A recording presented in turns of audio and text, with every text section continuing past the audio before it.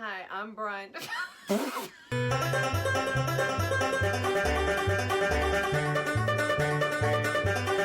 Okay, so here's the result of day one. This will be the back edge wall, trailer being over there. It is about 6.5 feet tall.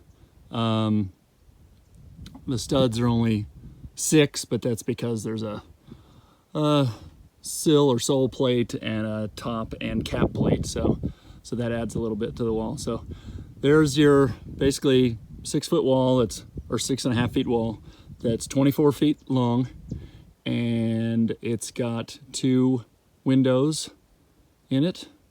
Trying to point to them, trying to see them. So that's all the wood. It's just laid out, nothing's nailed together yet. I just cut all the pieces today because of course everything had to be cut. There's no 8-footers there or anything, so everything had to be cut. Two sole plates that are 12 feet long that meet in the middle, 2 top plates that are 12 feet long that meet in the middle, and then a double, so a cap plate on top of that top plate that kind of has a 12-footer in the middle that spans over that joint, and then some extra pieces on the edge. Actually on purpose, if I can come in here closer, we'll look at some of the details. And again, you can reference the drawing I did in my last video, the SketchUp drawing, but that is purposely left short by 3.5 inches, so that when the sidewall connects to it, the cap plate, the second top plate from the sidewall, will actually overlap there. And the same thing down the other end. So this is just a long wall with 2 windows in it, that's it. And since it's so short, the windows are right up against the top. But there's your cripple studs at the bottom, your rough sill right there, your header right there. I actually have to make the plywood piece to sandwich in between those 2 header pieces, but the other one looks the same. I freaked myself out a little bit when I went to drop this sill. So I have everything just laid down, right? So when I drop this sill plate here, or this rough sill for the window, it's cut to be the rough opening of the window. And as you can see, it kind of is sitting up on top of the, I forgot to mention jack studs here. There's king and jack. King goes all the way from top to bottom. Jack goes just up to the bottom of the header next to the window. So there's a jack stud there and a jack stud over here. I hope I'm pointing at them right. But when I laid this rough sill in place and it sat on top of the jack stud, see, it didn't drop down in between the 2 jack studs. I went, oh no, either my rough sill is too long, or if my rough sill is right, then those jack studs need to move out, and that header is wrong, because I actually put the jack studs where they are by sandwiching them up against sandwiching the king studs up against the header. And I said, oh my gosh, I've done something wrong here. One of these is wrong. Well, it's not wrong. What the problem is, everything's laid flat. So all these 2x4s are laid down like this. When they're stood up this way, as they would be for studs, everything will fit in just fine. So it's really just because I have them laid flat. So that scared me for a moment, but I figured it out. But that's it. That's my long, it's weird to say this, long short wall or long low wall on the back side. Again, just studs and 2 windows. Okay, so here we are getting into assembling the wall. Finally getting to use that nail gun I purchased a little while back just for this occasion. Just a note here of thanks to some people that helped along the way to get to this point. Obviously Taylor there, who's in the video, and his wife Melissa, who will show up in a few minutes here. And some others like Derek Handyman from YouTube and Bill from the Upside of Downsizing. I bounced a lot of questions off those guys and asked them for their opinion on a lot of things. And some old friends from home, Steve and Craig. So thanks to those guys for helping me out along the way. But here we are. You saw us measure for square there a couple times, just across the corners to make sure everything's in square, even though as we stand the wall up, actually we'll have a couple more opportunities to kind of adjust things a little bit if they need to move here or there, but we want to make sure we're close while we're putting this together. One of the things I want to mention, if I did this again, or if I had a do-over again, one of the things I would pay close attention to is the order of how you put things together here, because especially around doors and windows, when you deal with jack studs and cripple studs and headers and sills, you want to be careful about the order you put things together, because once you start to attach studs between the top and the bottom there, the space can get a little tight, so sometimes it can be hard to get to the thing you want to get to. So definitely think about the order you put things together there if you do one of these. But other than that, here I am putting on the cap plate, which would be the second top plate. Just kind of nailing those two things together. So it looks like we're almost ready here. So I'm putting on some bracing. That bracing is for when we stand it up. We'll use that to attach to the actual floor assembly. So we'll get the wall kind of plumb or level up and down, and when those braces kind of swing into place, we'll attach them to hold the wall up. I'm also putting on some stop blocks there on the front of the wall, just so when we stand it up, it doesn't want to slide off, and we can kind of just kick it right to the edge. So here we go, lifting it up. That's Taylor and Melissa in the middle, and Pam and I on the outside. There it goes. It's a short wall, so it wasn't too bad, and we haven't sheathed it, so it's not too heavy or awkward. I think I mentioned, or if I haven't mentioned, this is a departure a little bit from what I'd planned on doing. I was going to sheathe the walls first, but I've decided not to do that. I had a couple reasons for making that decision, but I'll talk about that a little bit more in a minute, I think, in one of our future clips here. So our wall is up. Now, I was stupid about the way I did the window sills. We didn't actually attach them because we didn't think of it in the right order. So we're going to attach them now, and then we're going to attach this sill plate to the floor. So here we are trying to fix up those window rough sills. Like I said, because of the order I did things, I couldn't get them attached after a while. So after we stood it up, we just kind of hit them from the sides and the top and bottom as much as we could. Now I'm nailing the sill or sole plate. I think both those terms are acceptable to the floor assembly. What you want to make sure there is that with each nail you either catch kind of the rim joist on the edge of the floor, kind of rim or band joist I think is the name, or if you move inwards a little bit you want to make sure you catch a floor joist.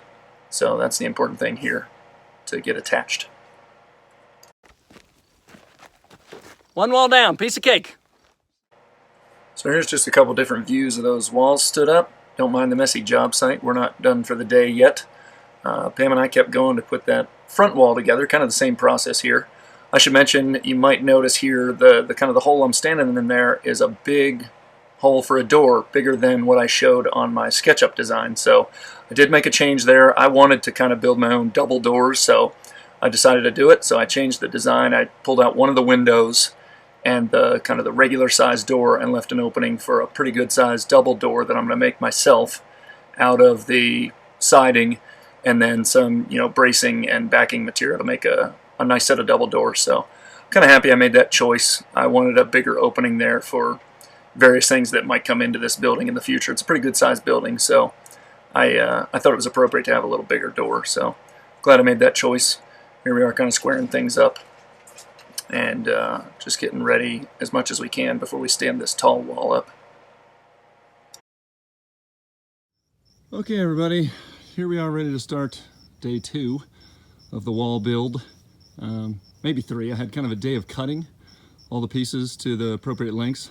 Yesterday was our first day of actually assembling and raising, so we assembled this back wall and raised it back here with the help of Taylor and Melissa. Thank you very much, Taylor and Melissa. And they're on their way over here now. We're just waiting for them because Pam and I assembled this front wall last night, but we need several people to raise it. So as you can see, I've got some bracing kind of ready to go. There's one here, and there's one down that other end. So basically and I've got some bracing on the edge to keep it from going over the edge. So we're gonna stand this wall up against these braces in the front, and once it's up, we'll kind of get it plumb and attach these. I'll raise up these braces to the side of it, kind of like these are here, and we'll attach it and have it plumb. Now, as far as plumb and square, I mean, we haven't sheathed the wall yet or anything, so there's gonna still be some adjustments made. So we just want it very close right now.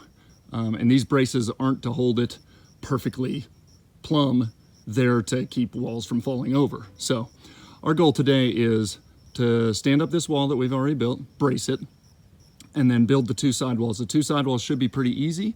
They are just studs and nothing else. There's no windows or doors, and they're shorter, of course. So I've already marked the plates. The plates for this sidewall are sitting over here, and for the other sidewall are sitting down the other end. And all I have to do is attach 6-foot studs like are along the back wall. But like I said, no windows or doors, so it should go pretty quick. And we should be able to stand those up. And I can even attach those to these existing braces that will be here. And in hopefully a very short time, we'll have 4 walls going around this thing. So of course not sheathed, but that'll make it less susceptible to the wind and the rain. And that'll allow us to move quicker to the roof so that we can get kind of some water protection over this thing. Because now, once I raise this first wall up, it makes it a lot harder, at least, if not impossible, to tarp this thing. So I've been tarping the floor for a while since we've had some rain. But once these walls go up, that's not really an option anymore. So I want to get the walls up, get the roof on it as quickly as possible to give it some rain protection. It won't protect things coming in the side, but it'll give it a good bit of rain protection. So that's our goal today, is to get these 4 walls up. Let's see how it goes. Okay, so here we are getting close to standing this taller wall up. Pam and I did as much as we could the previous night to get it ready for this, but we didn't finish the cap plate here. As you can see, I'm finishing off because the rain was threatening us. I don't think it actually came, but it looked pretty nasty, so we called it quits the night before. So I'm just finishing up the cap plate here with an audience. Getting ready. We've got 4 people again, Taylor and Melissa again, to help out, stand up this wall. This one's a little more awkward. This is almost 8 feet tall. I think it's just slightly under 8 feet for the siding to kind of hang over the edge of the floor just a little bit. But other than that, it's pretty close to 8 feet. So here we go to lift that thing up. It's going to kind of give and bend a little bit here, but that's all right. We got it up into place. You can see those stop blocks really came in handy there, or else we would have kind of slid right off the edge. So that was a good thing to do. I've got those braces kind of laying on the side this time. So once we get it up into place, I can kind of run off, and with a few kicks to get it into position, we'll check the plumb there and attach those braces. And that should be all she wrote for this taller wall, and we'll be ready for our side walls in just a minute. 2 down! Alright, so now it's time for those side walls that I talked about. They're not real difficult. But this is a good time to mention that this definitely is a kind of a minimum of a 2-person job. As you can see, what's happening here is with that nail gun, just the force of that nail gun is enough that it kind of kicks the wood around and almost away from itself. So at the very least, you need a helper kind of on the other end, just kind of bracing things so that the wood doesn't jump away from you as you nail it in there. So we're just kind of getting these put in where they're marked, and making sure they're as flush to the edges of everything as they can be, and getting them nailed in there. There's end wall number 1, I think almost done, and there we go, and stand it up.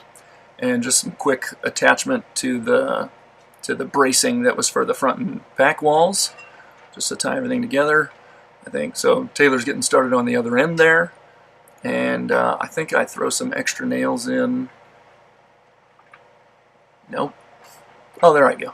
Yeah, so I'm actually attaching it to the floor, and I think I throw some extra nails in also on the sides just to kind of tie that side wall into the front and back walls a little bit. So I think I actually just throw a few nails in up and down the sides as well to kind of tie things together a little bit.